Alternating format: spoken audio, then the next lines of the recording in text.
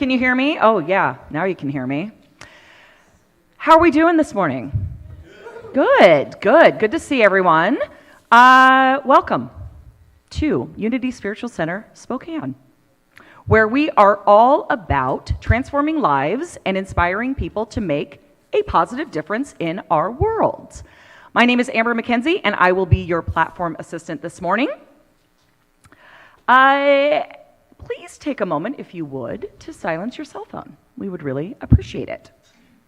I'm not going to talk too close to the mic because I have a loud, booming voice. Julian has told me not to speak right here, so I'm going to practice that.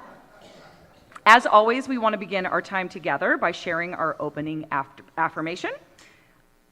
Yeah, together, let's affirm. There is only one presence and one power active in my life and in the universe. God the good. This is Unity's foundation principle. One presence, one power, one life, living through and as each and every one of us. This morning, our amazing spiritual leader, Reverend Bonnie Barnard, concludes her Back to School series with a message about emergence as a way of seeing the world. Looking forward to that.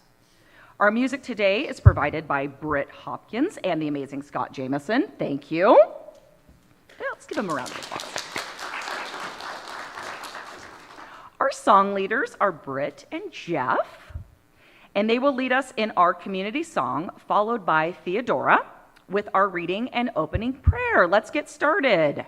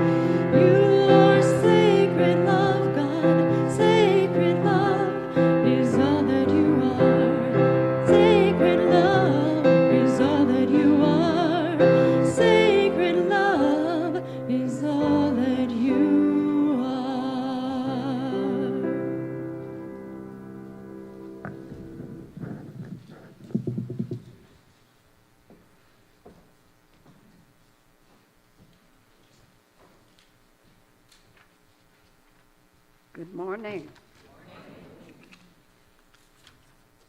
This reading is taken from The Emerging Church by Bruce Sanguin.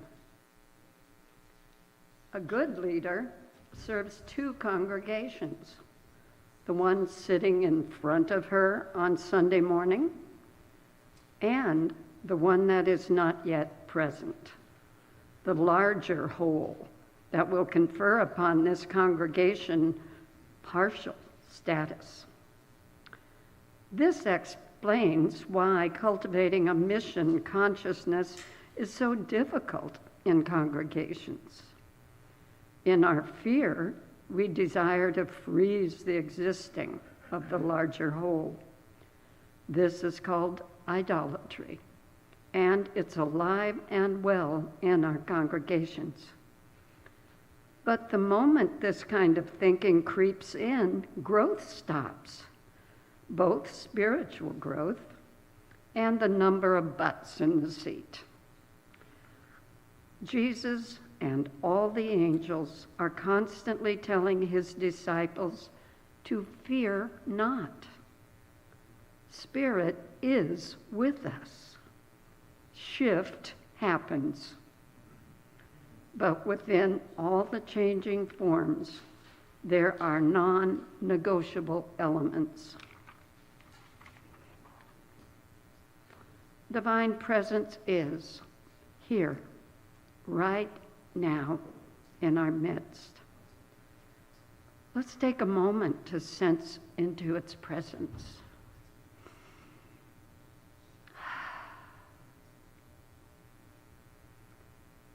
Right where you are, right where each of us is, resides the presence of the great good. This presence is our very substance, our cells, our organs, our bones, our hair, our breath.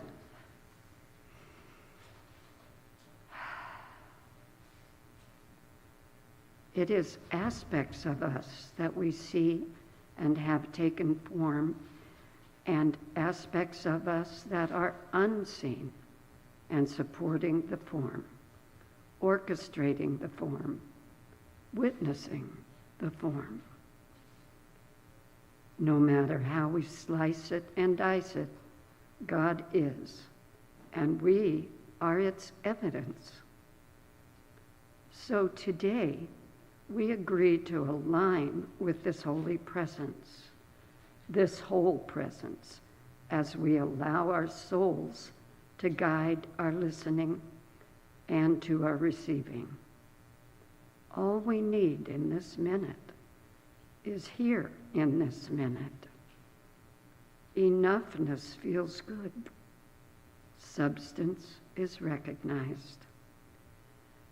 As we align to this service, I bless the musicians, knowing they are the presence of God in form, expressing. I bless Reverend Bonnie, knowing the divine presence speaks through her, using her vocal cords to resonate truth, that the symbiosis of giving and receiving may be revealed to us. I bless the volunteers, the staff, especially Amber, on her last day as a staff member.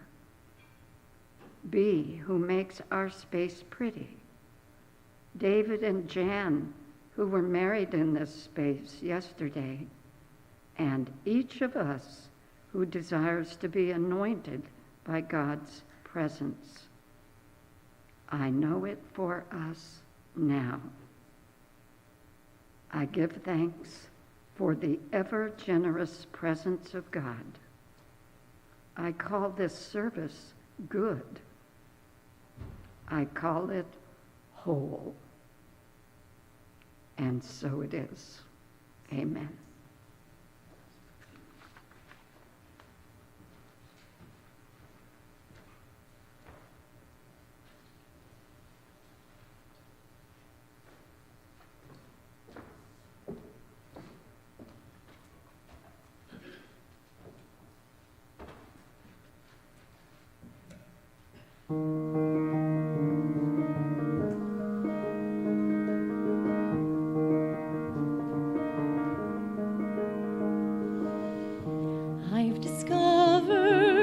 The secret of happiness is learning how to glide.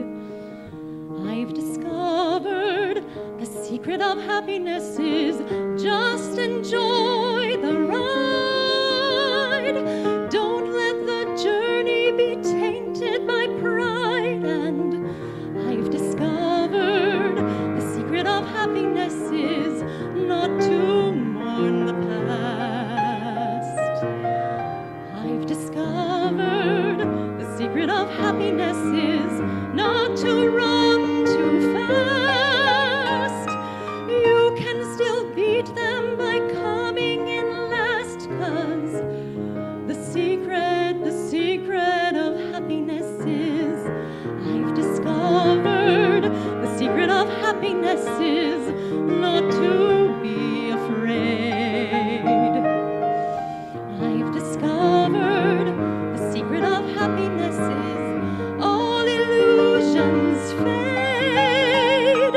Don't fear the future, you'll just be delayed, 'cause the secret of happiness is living in the now. Living in the time it takes to blink, I think, is how we're meant to be living. I've discovered the secret of happiness is following my will. I've discovered the secret of happiness is, though we can run that hill, happiness comes when we learn to be still. And the secret of happiness is, the secret of happiness is clear. The secret of happiness is near. The secret of happiness is here.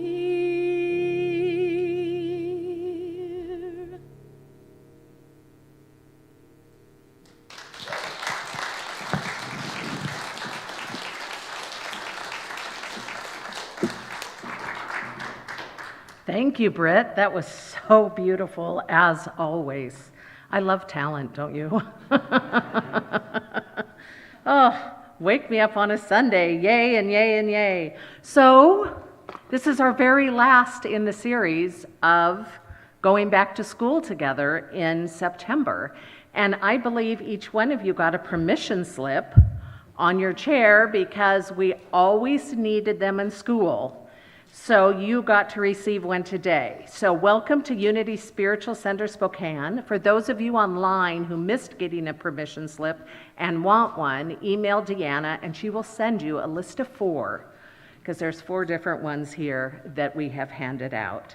So whether you're here in person and we see each other, or whether you are online and we feel you, thank you for being here and participating. Today, I'm going to speak about emergence, but I wanted to just take a brief moment to highlight Friday night. How many of you were here on Friday night?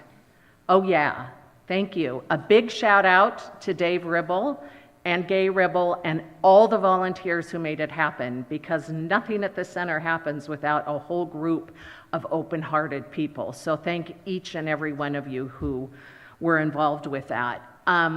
I walked away with a couple key points that I just wanted to highlight because it fits in with this idea of emergence that I'm going to be talking about today. So I'm going to talk about emergence. I'm also going to talk about a thing that is old. An old philosopher came to the realization of it, and it's called the Law of Three. And so those two go together really well hand in hand. So that's what we're going to be doing. So John Pogachar came and he spoke with us on Friday night about how he got the vision of creating the love billboards that have been seen not only around the United States but around the world. And the idea came to him when he had internal conflict back when Hillary Clinton and Donald Trump were running for office, and there was so much division in the world. And he went and he sat in a forest and he meditated, and he said, God, how can I be part of something that brings love into the world? And what was revealed to him was a billboard that had the word love on it. And so he shared about his journey, and what I loved is he talked about his inner struggle with his ego, because he would get this fantastical idea, and then his ego would say, who are you to do that? And what I loved is every time he talked about his ego, he acted as though it was in a box, and he would say, and I'd have to put it aside and then allow spirit to flow through me that I could hear beyond that duality of the fight. And so one of the things I want to say is, to prepare for this talk, I went to my favorite mystics, and each and every one of them say that the way you move from your head to your heart and the way that you activate the presence of God within is through meditation. And so if you aren't already a meditation fool, I would invite you to consider committing to 3 years of daily meditation, and your entire life will change, I promise. And I promise it will be for the better. So here's one of the mystics I was talking about who I deeply love. Her name is Cynthia Bourgault. Please, God, let me say that right. She is an Episcopal priest, and she studied the works of Gedef. Why these aren't easy names, I don't know. But he was a philosopher from the 1915s who came up with the concept of the law of three. And in some of her writings, and they are deep and mystical and complex, she says that being is not something that you are, but being is something that you have. And so she says people who have the beingness or the presence within them are identifiable because when they walk in the room, you can feel their energy field. It's because they don't need to say anything, and who they are presents itself fully. And it, the way she describes it to me, seems like that Holy Spirit within that's on fire, the whole Spirit, the whole of us. And that is activated through a regular spiritual practice, including meditation. So I'm going to share with you her application of the law of three as we go through our talk today, but I'm going to begin with emergence and what it is. So the process of coming into view or being exposed after being concealed, is the dictionary's description of emergence. In other words, and I love this little bird, isn't it cute? In other words, it's being cracked open or hatched. It's being a shift in your own awareness that changes everything. It is a maturation process, it is an expansion, and it's an activation of the inner beingness. So out of the whole comes emerging parts, and out of the parts creates a new whole. So each one of us here is always both completely and totally whole, and we have an aspect of us that is a part that is birthing into a new whole. Does that make sense? Yes? Each one of us is whole with a part of us that is birthing a part into a new whole. It's how evolution works. So I want to share with you my favorite Bible story. Several of you who've taken classes with me know that this is my favorite Bible story. I absolutely love it. It informs my life on every level. It is a story that lives inside of me and that I get on a cellular level, and I want to share it with you. It's the story of Joseph, and I invite you to hear it with different ears. The reason I love the story of Joseph is it starts with him having a dream of his future greatness. And so whether you're John Pogashar sitting in a meditation in the woods and you see a potentiality for that part of you to rise, or whether you're Joseph who has a fantastical dream, that it's foreshadowing that new part of you that is wanting to come forward. So in Joseph's dream, first of all, his brothers don't like him very much because he's his dad's favorite. And so he shares with them in Exodus 37, he says, hey, listen to this dream I had. In this dream, all of us kids were binding sheaves of grain out of the field, and suddenly my sheave stood upright and yours bowed down to mine. And the brothers said to him, do you intend to reign over us? Will you actually rule us? And then they hated him even more for him sharing that dream. So then he has another dream, and he says to his brothers, listen, I had another dream. This time, the sun and the moon and the 11 stars were bowing down to me. And he told his father about this, and his brothers were jealous of him, but his father kept this dream always in mind. Now, metaphysically, the sun means the law of God. The moon means an event of great importance. And the number 11 means higher consciousness. So in his dream, it could be said that the brothers bowed down to him. So did the will of God, meaning it was fulfilled within him, in a moment of great importance of higher consciousness, for which Joseph will submit. So Joseph was 17 years old, so the question becomes then, how does a 17-year-old get trained in order to become this great individual that a epiphanal moment and event happens where he becomes a great leader and has his brothers bowing down to him and has the law of God bowing down to him? How does he get matured? How does he get emerged? How does he get pulled into his next greater self? And we learn the answer to that in the Bible. We learn that first he must be sold into slavery. And what you and I know from watching all the Disney movies that we watch is that the character that is being developed has to be separated from their family. And so they either kill the parents off in the Disney movie or they remove the kid from the family. And we see that in Pinocchio, Frozen, Bambi, Lilo and Stitch, Tarzan, Snow White, Cinderella, and more. So this is saying in order for you to mature as yourself, you have to be separate from your family. And the Bible, of course, gives us all kinds of information about leaving the parents, leaving the family behind and following the teachings, following the truth within, is that the need for separation in consciousness must happen in order for the character development to take place. So we have him sold into slavery. And then he's brought into Potiphar's house to become a house servant. Now, Potiphar is a ranking high government official. And so if you are a house servant, what he's doing is managing a household. So he's 17 years old. What happens? He's got to learn how to eventually manage and administrate an entire country. How is he going to do it? Well, let's have him start in a house. See how much sense that makes when you can look at it retrospectively. How does leadership emerge out of Joseph? It emerges by the situations that life puts him in.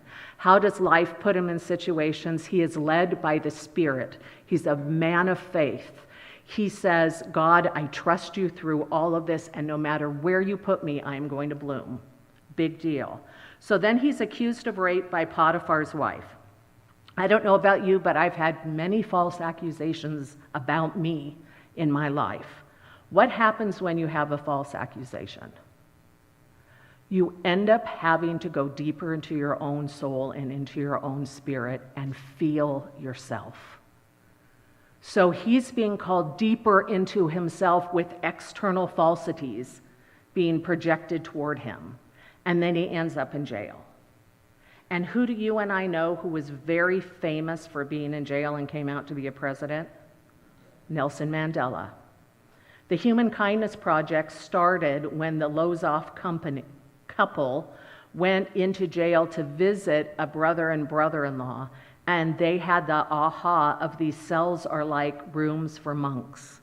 Why don't our life ministry, and I'm sure it was given to them, I'm sure it wasn't intellectual like I'm presenting it, but why don't we go into the jails and why don't we teach people how to meditate as though they're monks? So they have an entire ministry of teaching people how to meditate while in prison. Being imprisoned means that your choices are removed. And it's a time of stripping down and a time of, again, digging deeper, that more of who you are might be developed, perfect for who he's going to become.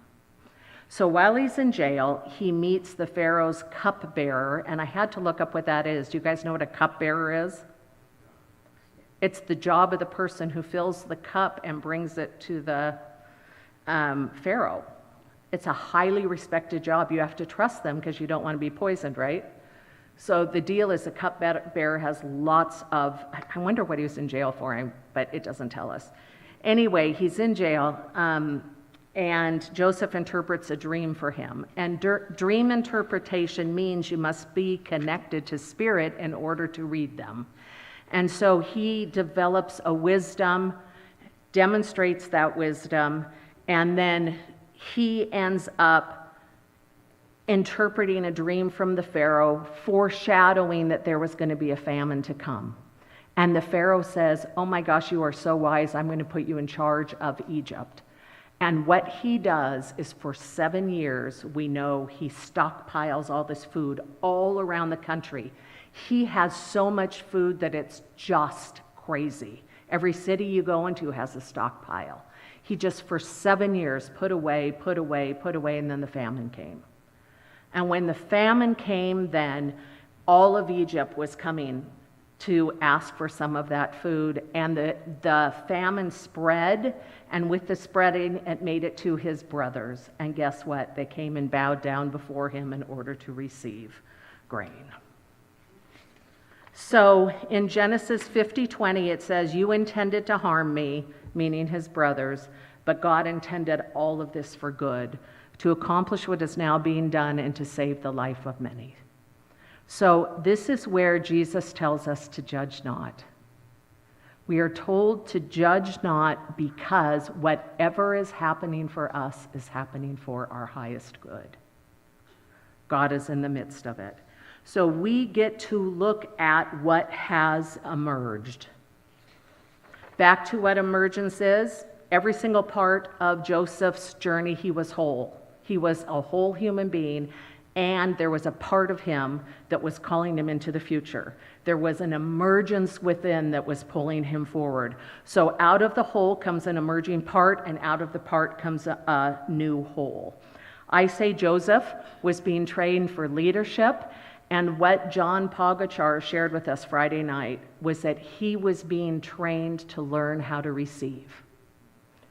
He said his vision was so big that people were coming forward and saying, "I want to play in the vision with you." And his ego would say, "You can't receive that. They can't do that." And just like I said, he would take his little box and he'd say, and I'd put it aside, and I would go into meditation. I'd let the Spirit flow through me, and the flowing Spirit would open the way and make it happen. He learned how to receive.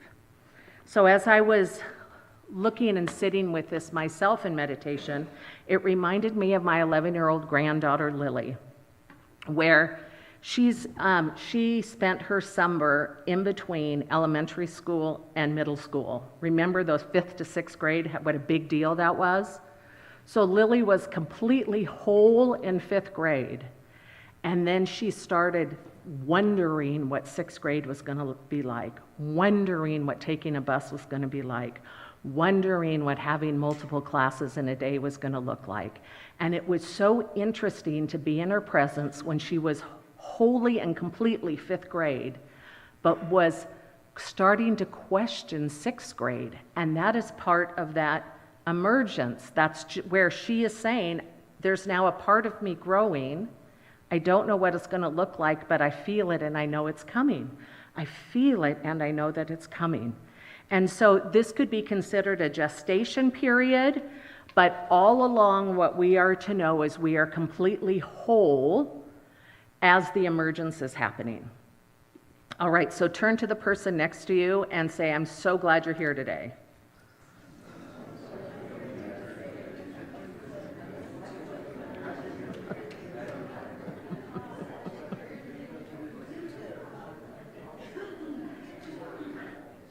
And then, so let's talk about this law of three.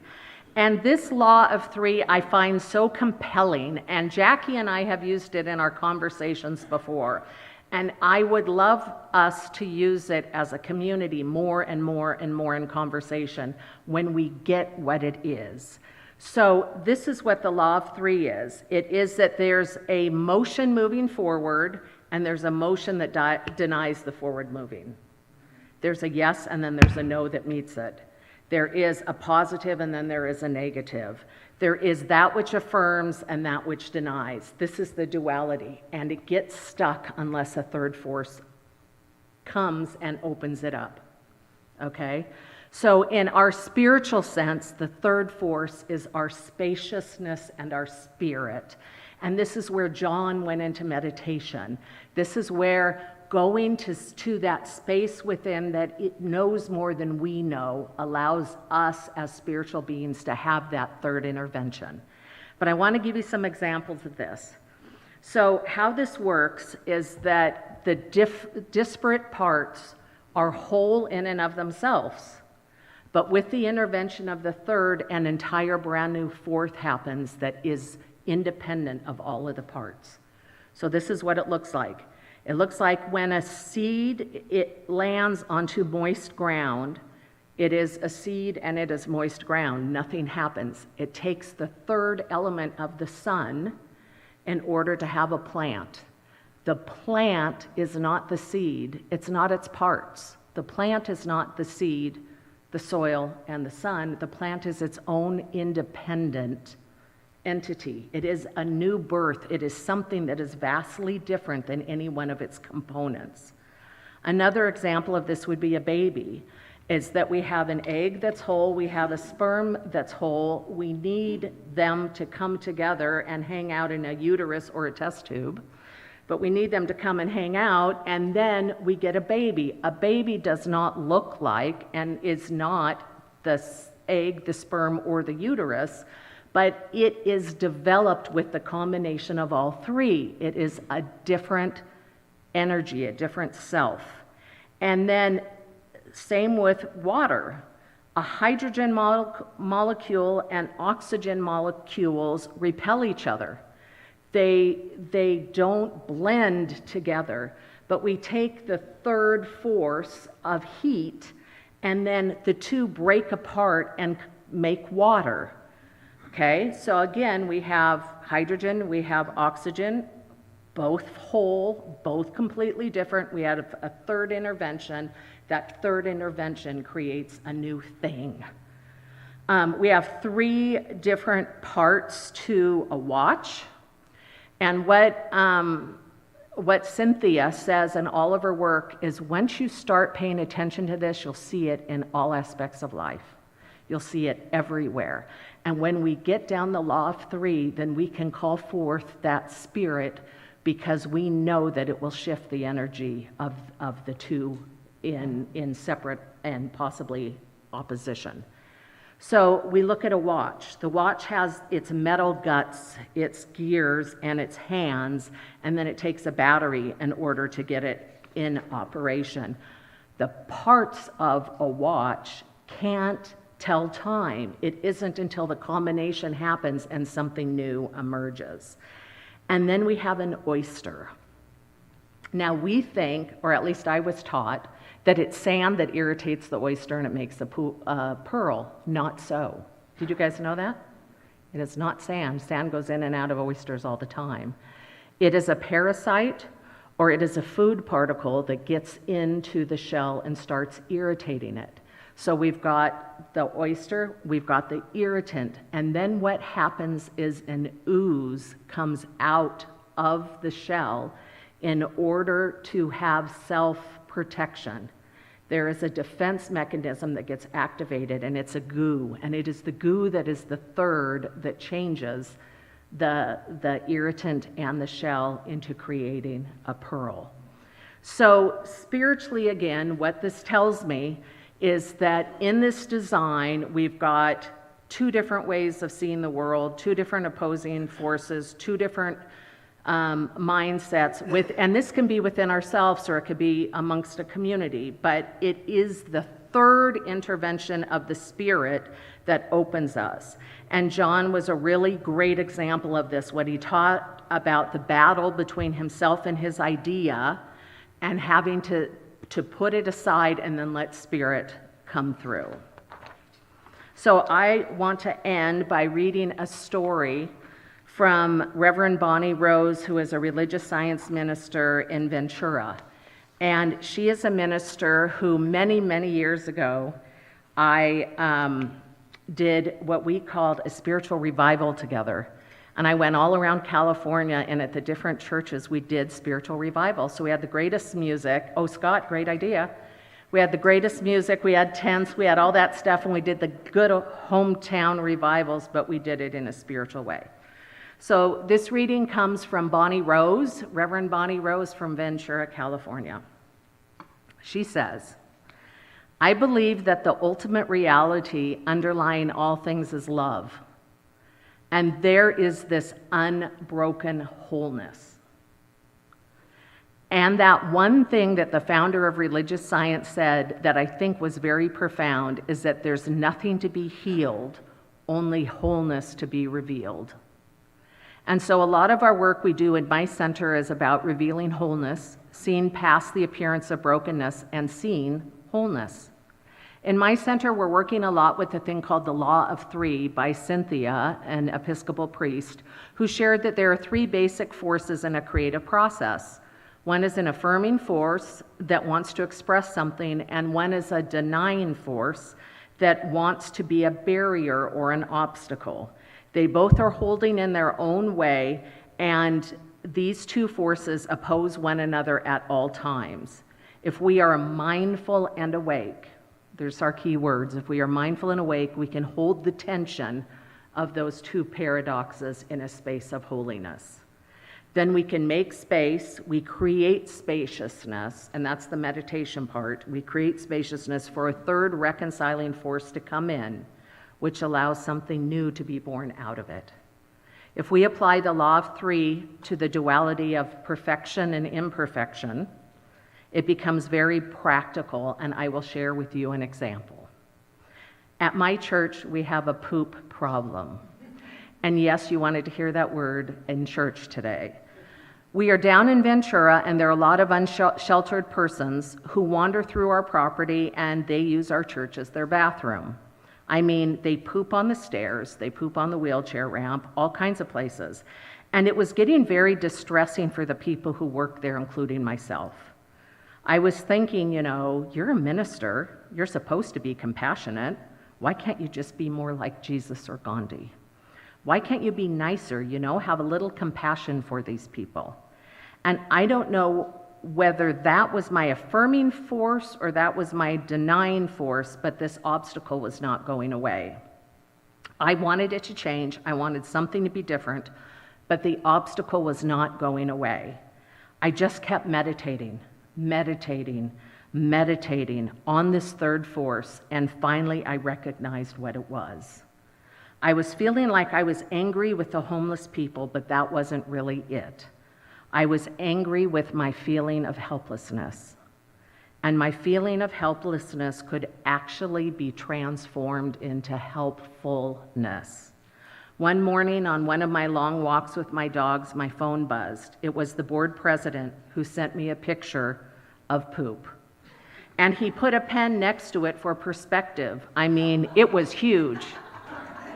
So I'm walking and meditating on poop, and all of a sudden, I start feeling great compassion for the person who created the mess, and also for the person who had to clean it up. And I just started getting overwhelmed with a feeling of compassion. And then I remembered that when I was a nurse, I actually enjoyed taking care of homeless people because I knew I had the resources to do so. And so I started thinking about that, and I started saying to myself, why aren't you the one that cleans it up? Maybe I should clean it up. Yes, I wanted to clean it up. Next time, I'm going to do that. And I got in my car and I called the board president and I told him, next time, I'm going to clean it up because I want to practice. I want to practice being in deep service. And he says, Bonnie, that was bear poop from my cabin up in the mountains. It was just a joke. Really, in my wildest dreams, I could never have imagined how this would turn out. This irritating, difficult experience was actually a good thing because it gave me insight into my feelings of helplessness and then into my ability to transform it. And that rippled into creating a whole new ministry in my center where we're actually now doing a lot for people without homes, and it continues to grow and to grow. So that's what I encourage all of us to do. If there's something in your life that seems imperfect, maybe that there is a hidden perfection within it and a hidden wholeness. When something feels imperfect, it's possible only so because of our perspective. Not only our perspective, but thinking that our perspective is true. And the truth is that our perspective is true, but it's also not true at the same time. So let's pray.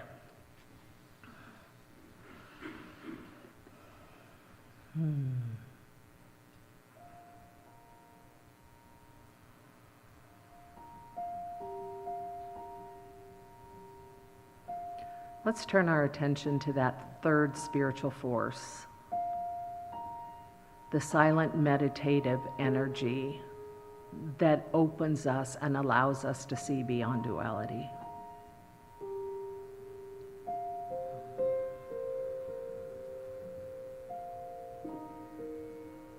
That allows us to honor our periods of gestation, our periods of becoming, while at the same time recognizing that all of us are whole.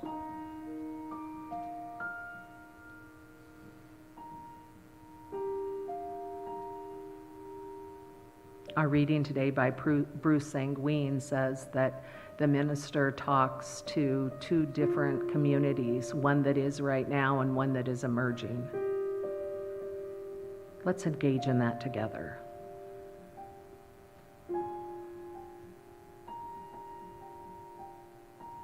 So I invite you to place your attention upon your heart. And with a few moments of silent breaths, allow your body temple to be filled with the energy of Divine Spirit.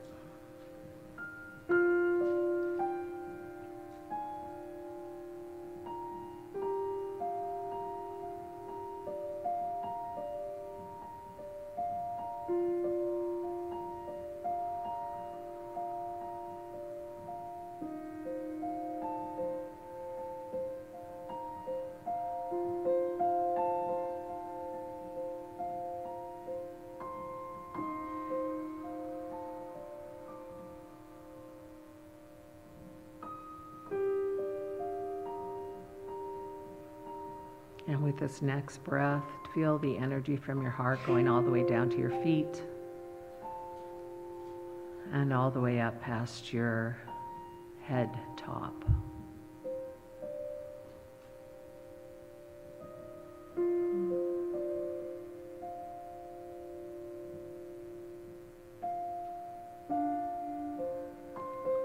And from this place of fullness, I invite you to speak out loud a few words of gratitude that you have for this past week and this coming up week.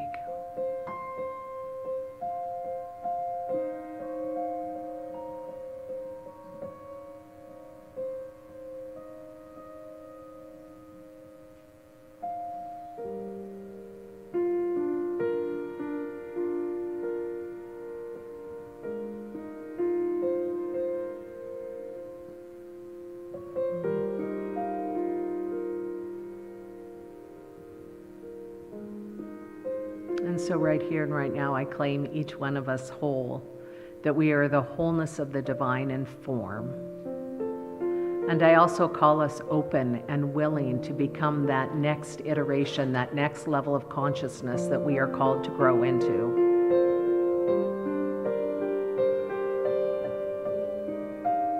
That in some language we're willing to vibrate higher, that in some language we are willing to be used more fully.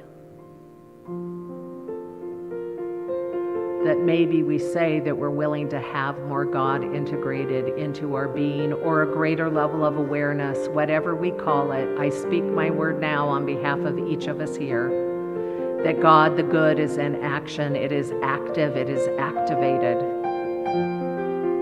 And I give thanks in advance for all of the listening that happens in meditation. The listening where we listen to that still small voice that beckons us forward into the next iteration of ourselves. And I just speak my word on behalf of each one of us that gestation period that is oh so vulnerable, that poet David White spoke of last week, that vulnerable aspect of our being, that part of us is tended and cared to by this third force, by this divine presence of love, of God, of good. And so I just give thanks that each and every one of us is right where we are called to be. And I look forward to witnessing each and every one of us stepping into our greater and more fulfilled lives. And so it is. Amen.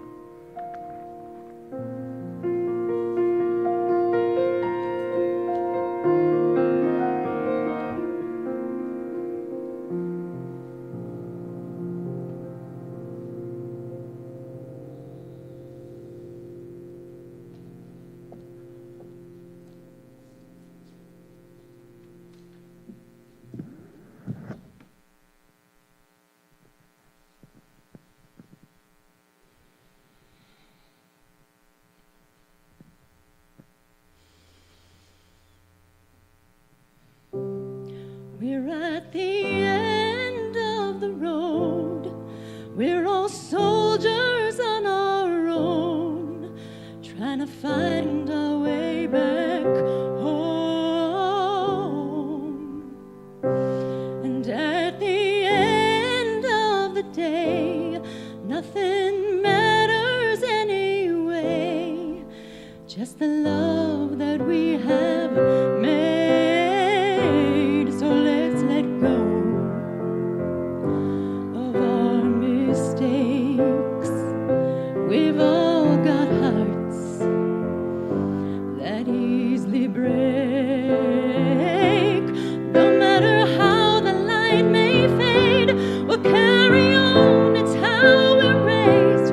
We might fall, but we won't break.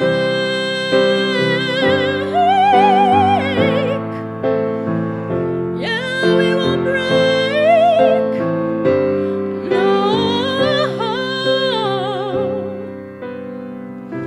I think we're all just trying our best. We work so hard that we forget how to give ourselves forgiveness.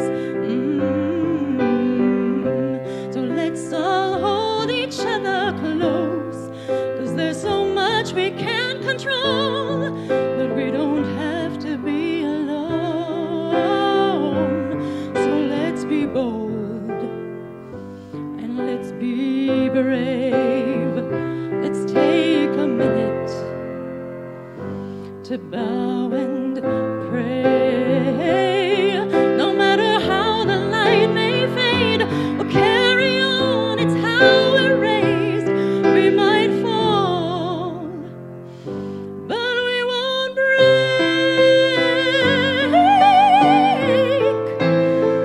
Yeah, we won't break. No, no. Yeah, we won't break.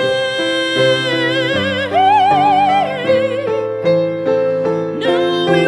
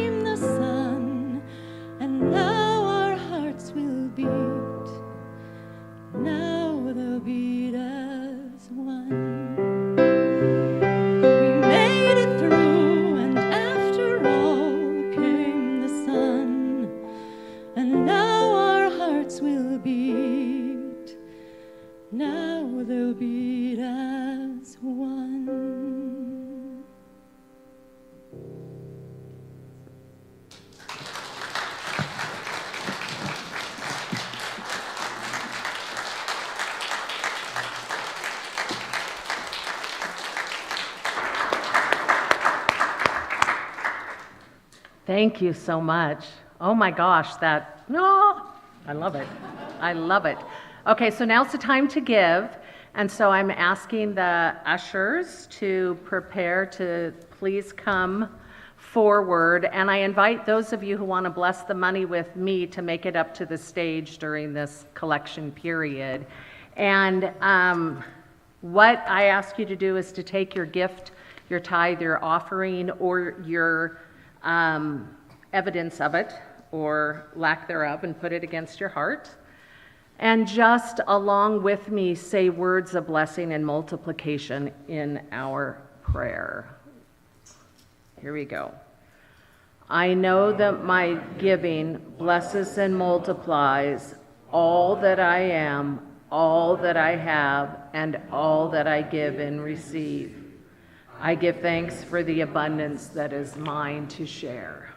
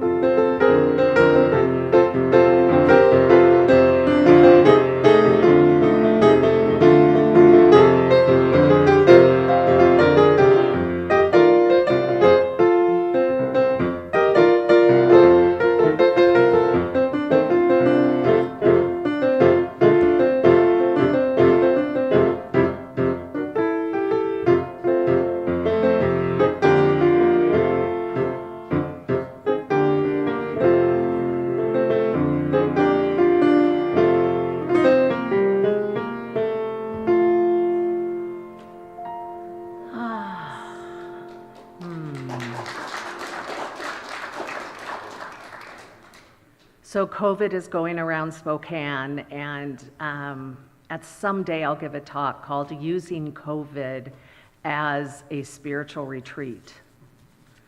But for those of you who are online because of health, we just open our hearts and see you as the wholeness that you are, and know that that is emerging as your reality right now. So with our hands spread out and directed towards the giving today, let's just dial up our heart a little bit more, that it is absolutely flowing and open and active as we bless these gifts, these tithes, these offerings, knowing that God and all of its goodness is active in, through, and as each one of us in the form of generosity. So I give thanks in advance that we are replicating the activity of God, a God that gives and gives and gives and gives and gives, and we are engaging in that practice ourselves. I give thanks for the giver that is awake to this powerful practice, and I give thanks to the center that receives it and uses it for the highest good of our teaching and of all. And for this I give thanks, and so it is. Amen. Thank you.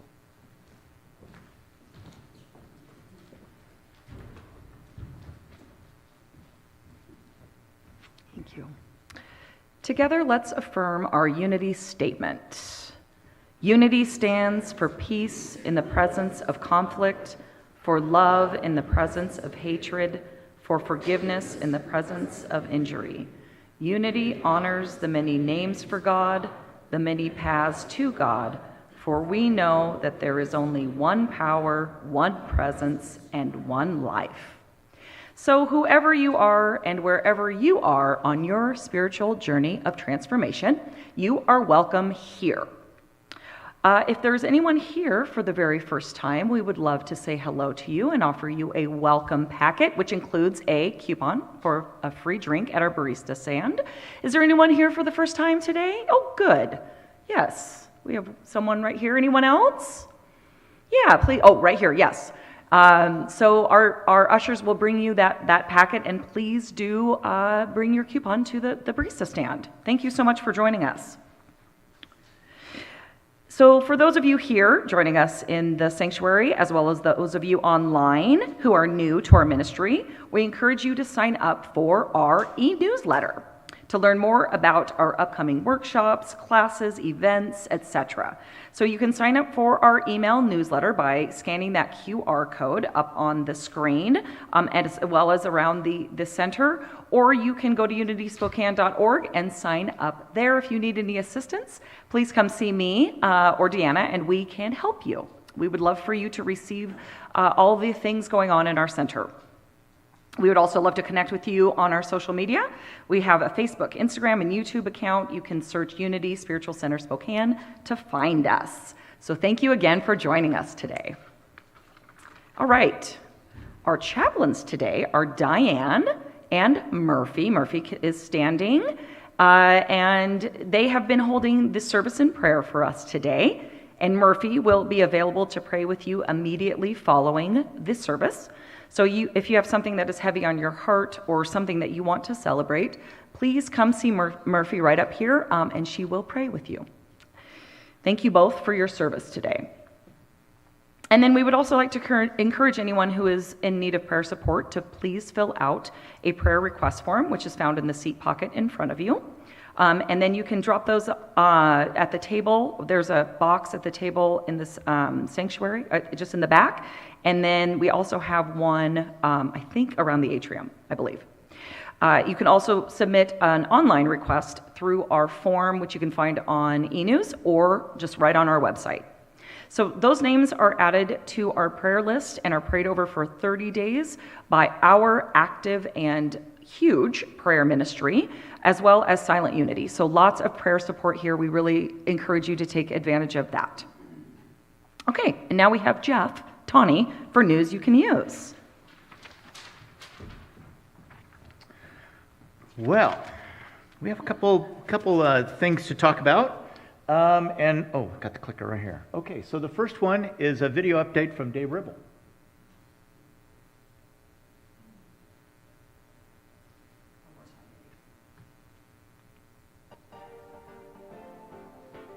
Hey, it's Dave here, just telling you that we have one more in the speaker series. We're going to close out 2023 with none other than Thomas Hammer. I even have some ZAG students coming to ask him questions. Young guys and gals that are in leadership training and things like that have a lot of questions they would like to ask a very successful entrepreneur. 29th and Barnard is where we are, Unity Spiritual Center. We hope you will come. We hope you will bring other people with you, because this is great information that will, again, inspire you, just like the first 3 speakers we've already had. We've had a good time, and if you want to have a good time as well and learn some good stuff, we hope you'll join us at the Unity Spiritual Center for number 4 of the 2023 speaker series. Hope to see you there.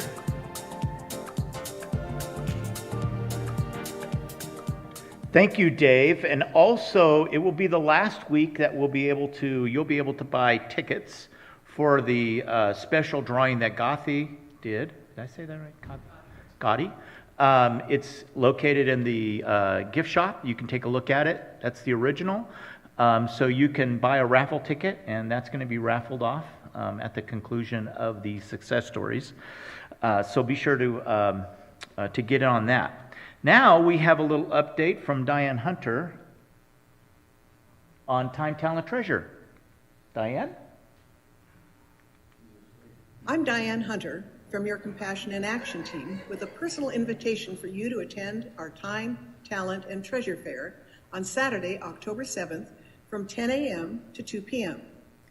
This will be our center's version of a craft fair where you can show up and take home items you've purchased, participate in experiences, and have fun with your spiritual family. The proceeds of our fair will benefit not only our own Unity Spiritual Center, but also the Second Harvest Food Bank. If you choose to attend the fair, you could learn a variety of ways to tie scarves from Theodora, or have your tarot cards read by Elizabeth. Maybe you'll choose to buy hair accessories from Susie, or baked goods from Diane. You'll also have the chance to do a 15-minute meditation with Darlene while listening to beautiful harp music provided by Janice. These are just a few examples of what's in store for you if you choose to come play with us and learn about the special talents your spiritual family has to offer. Please put October 7th from 10 a.m. to 2 p.m. on your calendar and help your Compassion in Action team create treasure to share with our Spokane community. We look forward to seeing you there. Thank you, Diane. Next, we have the 5 Principles class that Reverend David is going to be teaching basically through the month of November. This is based on the book by Ellen Davenport on the 5 Principles. This is a Unity, one of the Unity basic classes. This will also qualify you towards your membership if you are in transition from being a supporting member to a governing member. So this is one of the opportunities that you will have. Cost is $100. You can sign up online. If you have any questions, Reverend David, raise your hand over here. You can see Reverend David and ask him any questions, and he'll be happy to answer that. Next, we have our town hall that's going to be on Sunday, October 15th. We'll have questions, discussion about the bylaws, and then the bylaws vote will be on Sunday, November 5th. So make sure you put that on your calendar. The next thing is a big thing, I should say, and that is, how many here were here for last year for our celebration of, if you were here, you would have known it because we had mariachi, it was lively, it was fun. It was the first time that we sought out, Reverend Bonnie, we sought out to recognize the Day of the Dead celebration that is done in the Hispanic community. It was wonderful. And we're really looking forward to doing it. We've got some more special things planned, including another mariachi band. So that will be, we'll have that to look forward to. We're also doing some things to involve other parts of our ministry here, including the kids, YOU.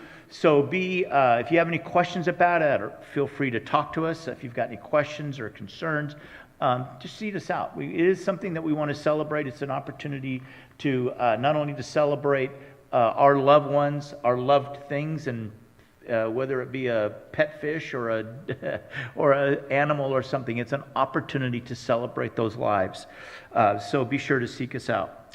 And then we have Miss Amber. This is a sad day for me. It's a big sad day because this is her last day, as it was alluded to in the prayer. This is her last day of being on staff with us. I remember that you gave your first talk.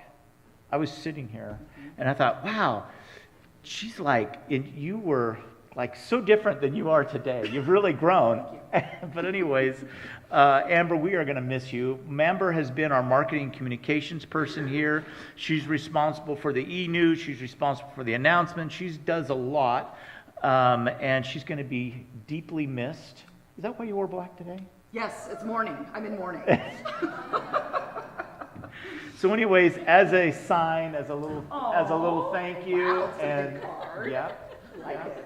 hopefully it'll take some time for you to get through that, but we just wanted to say thank you for your time of service and all that you've done. Thanks, Joe. Yeah, thank you. Thank you.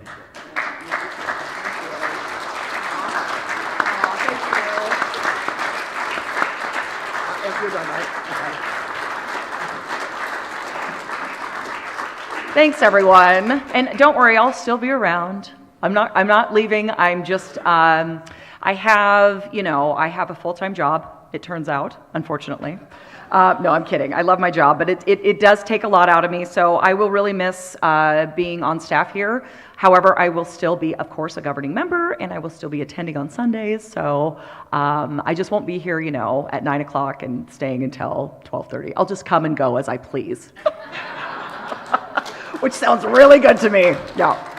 No, it's been an honor, and I love this place. I love my spiritual home, and I will always be, this will always be my spiritual home, no matter what. So thank you so much. Okay, let's get our kids in here, right? Let's welcome them in with Walking in the Light.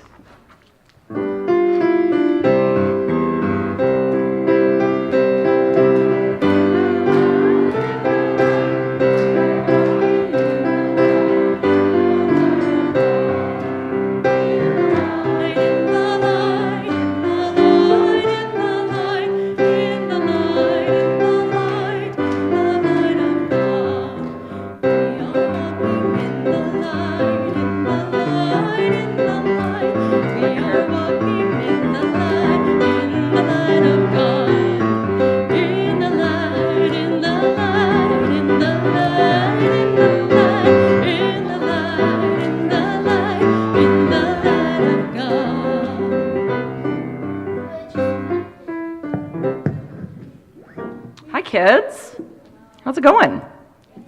It's okay. Oh, it's just okay. You're tired. I understand. It's been a full month of school so far. How's everybody feeling? Tired. It's a lot of work, huh? Well, we're happy you're here. Oh, you're bamboozled. Wow, good word. Did you learn that in school? I like it. Okay. Joan has an announcement to make, correct? Hi. I wanted to just let you know that today was the end of our around the world trips. We have been to many countries and I think every continent through this summer with wonderful people who have come in and been our tour guides. So if you have been a tour guide this summer for youth ministry, would you please stand? We just want to acknowledge you. I know some of you aren't here today, but we have a few. Thank you. It was wonderful, and our goal really was for our children to get a sense of the oneness of all of us around the world, the importance of that. We went to Paris today. Thank you. Yeah, thank you. Thanks, Joan. Well, we are so blessed to have such an amazing, thriving youth ministry. And so let's take a moment to bless our children and those in service. Be the love you are, sing the song you hear, share your joy of life with people far and near, and for ourselves. Be the love we are, sing the song we hear, share our joy of life with people far and near. Thank you, everyone. You can go back to the people you came with. I love it. Good conversations going on.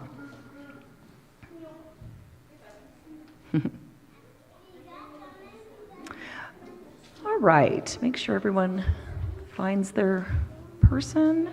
So now let's stand as you are able and join together for our closing prayer for protection, followed by the peace song. Together, the light of God surrounds us. I am the light of God. The love of God enfolds us. I am the love of God. The power of God protects us. I am the power of God. The presence of God watches over us. I am the presence of God. Wherever we are, God is, and all is well. And that's the truth.